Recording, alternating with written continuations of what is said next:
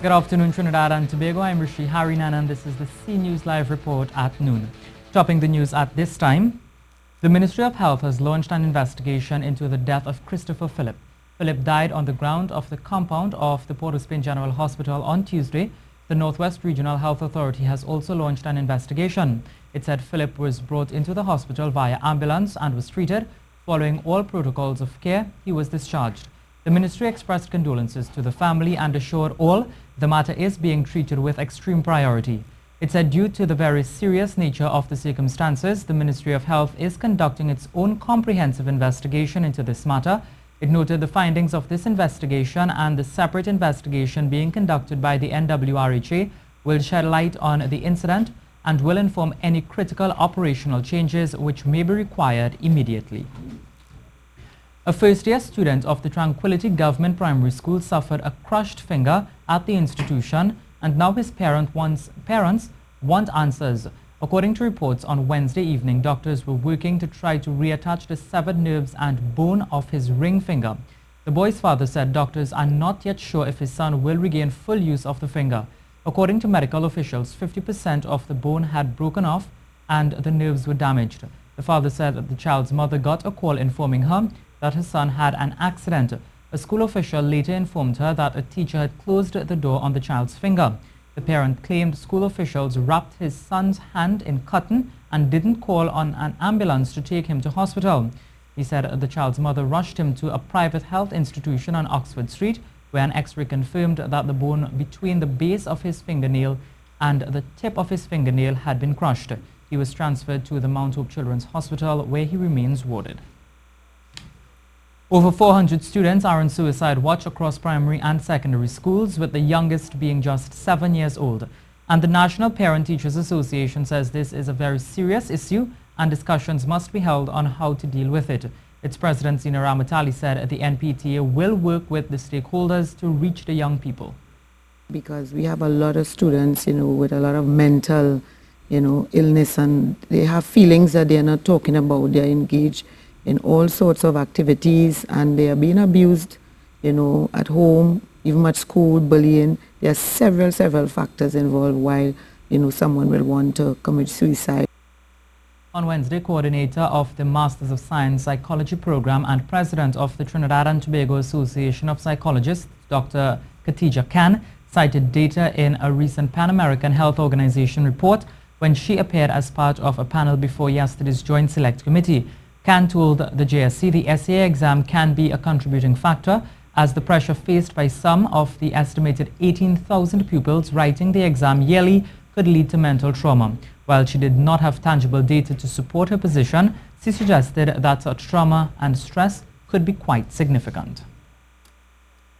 Well, a new education facilities board has been put in place. This new board is headed by former Vice President Ricardo Vasquez and will have 3 retaining members from the last board that was headed by Arnold Piggott. Mr. Vasquez noted he will undertake his work and bring infrastructure in working order. Francis, I appreciate your confidence in me to deliver on the promise I have made to you and to Minister Garcia that we will go forward on everything that is set out for this year, this term, to ensure that schools are open on time and we deal with all the emergency measures that is taking place. The board is in discussions with the Ministry of Education and they identified schools that need urgent attention. In our discussions, we have flagged 141 schools that need urgent attention.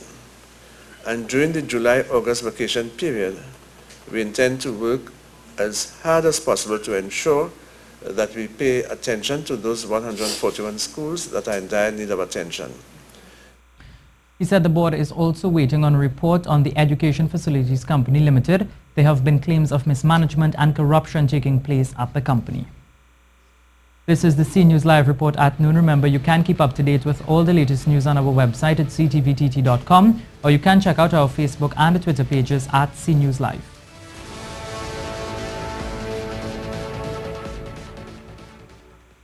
Former High Court Judge Herbert Volney says the Chief Justice or the Registrar of the High Court should launch an inquiry to find out if anything out of the ordinary took place in allocating cases to Justice Frank C. Prasad.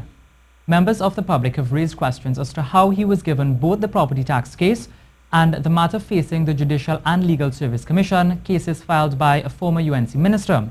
Both cases were ruled against the government by Justice C. Prasad. However, the appeal court overturned them.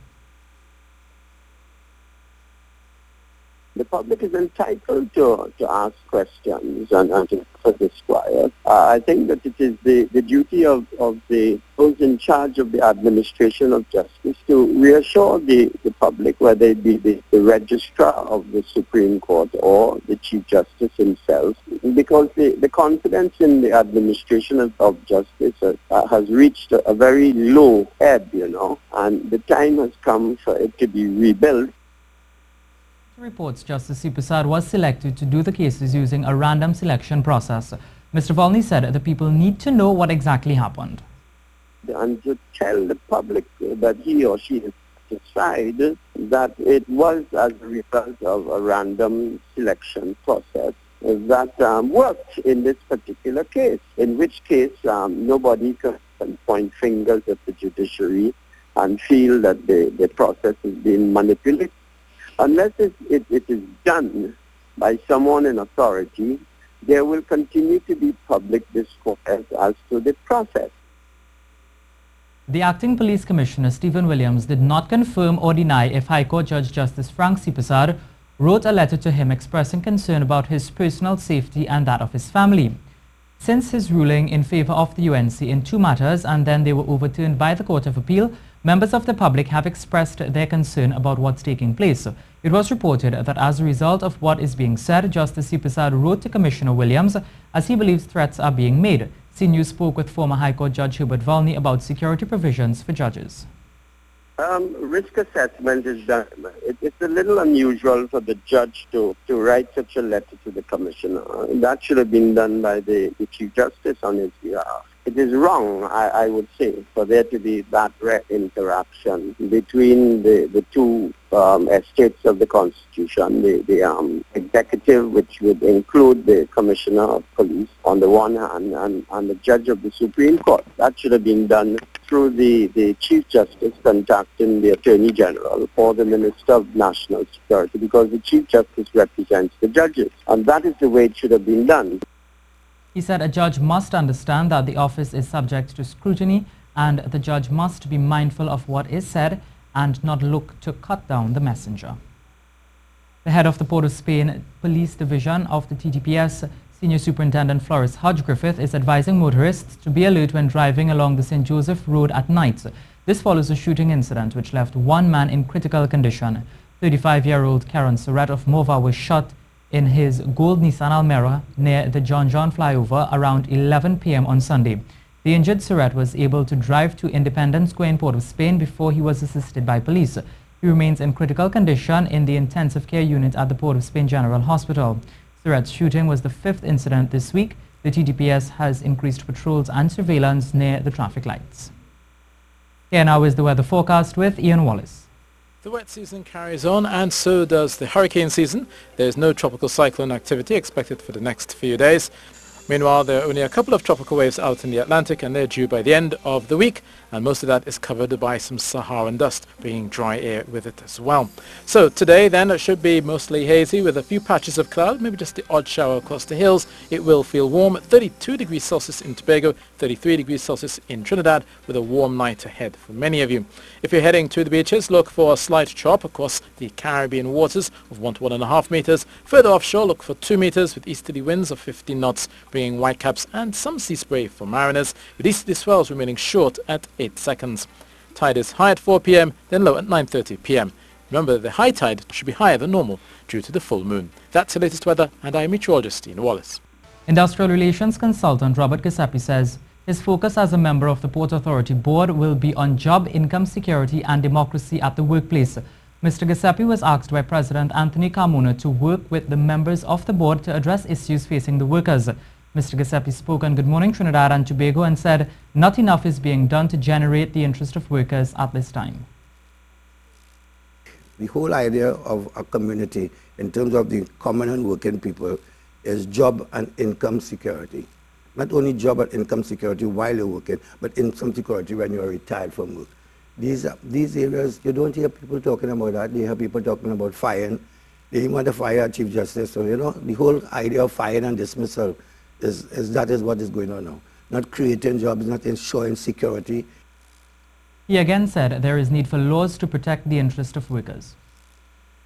And we have been trying for the last 20 years. I'm getting older now, for 20 years, to ensure that these thoughts come into the minds of those politicians who go into the parliament nearly every Friday or Tuesday and just argue with each other, and workers are left unprotected, no democracy at the workplace. Well, Mr. Giuseppe went on to share his thoughts on the issues facing the sea bridge between Trinidad and Tobago. I will want to ask questions because, as I said, I'm now getting into the whole area. I will ask questions from the union. I'll ask questions from the other members of the board to find out exactly what is going on. Why can't we buy 2 or 3 boats over the past 50 years? Why can't we buy boats? Last Sunday, the Prime Minister took the ferry to Tobago to see some of what problems are facing members who use the sea bridge. When he arrived to Tobago, he was greeted by protests from members of the Truckers Association. However, he did not take the time to speak with them about their concerns. According to Mr. Giuseppe, it wasn't necessary for that. He was able to make a swift getaway, you know, from the truckers, and I don't think it was necessary for him at that point in time. What he could have done is say, hey fellas, you see, I'm in Tobago now, tomorrow morning, let's check it out. Because in terms of just going into a crowd, an angry crowd, because these people have a right to be angry, an angry crowd, I think it would have been better for him to say, well, listen, tomorrow, meet me so-and-so, I will have my team here, I'll bring all the team, and let's discuss this idea. WASA customers served by the El Socorro booster station can expect an interruption in their water supply on Sunday. In a statement, WASA said this has become necessary in order to facilitate planned maintenance work at the facility. The disruption will take place between the hours of 8 a.m. and 8 p.m. Areas that would be affected include Port of Spain, Morva, West Moorings, Cocoreet, St. James, Woodbrook, Cascade, Belmont, Laventille, Gonzales, and East Dry River.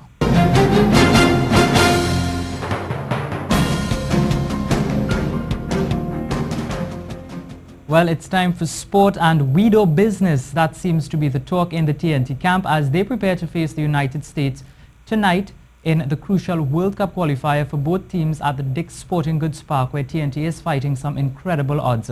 History isn't on TNT's side, but head coach Dennis Lawrence is keen to do a number on the Americans on their home soil and is urging his players to be fearless in their approach as it's right there for the taking. TNT have not scored a goal against the hosts on U.S. soil since the 1996 Gold Cup, a double by Arnold Dwarka in a 3-2 defeat. Some 600 minutes of football has passed, and the last time TNT secured a point was in May 1989 when Hudson Charles' last gasp equalizer earned a 1-1 draw in California. In 23 meetings since 1982, TNT have won only twice, both in Port of Spain, losing 17 and drawn 4.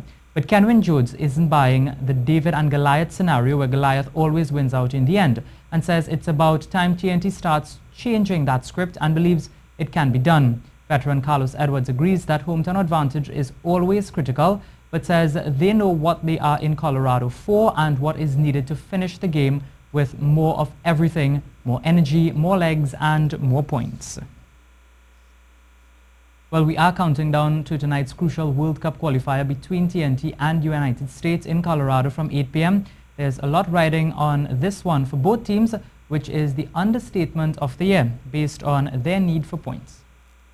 Well, Trinidad and Tobago's senior men's rugby team will depart for Guyana, where they will battle for a place in the final round of the regional championships to face Mexico for a spot in the World Championships. The preparation started late and there is at least one injury concern. The team is still prepared and confident in facing their biggest regional challenges. The team came together quite quickly and we were able to execute in our first game against Barbados. Game plan changed a little bit for Guyana, but we still think we could go there and bring home the victory. They have a very passionate fan base and the fans are literally very close to the field, so it's a very different dynamic from playing at home here. Well, they're the hardest challenge in the Caribbean, so it's always good to test yourself. I think Guyana is the best challenger we're going to have moving forward if we win to move on to Mexico, which will be in the final of the Caribbean Championship. Well, that's it for sport.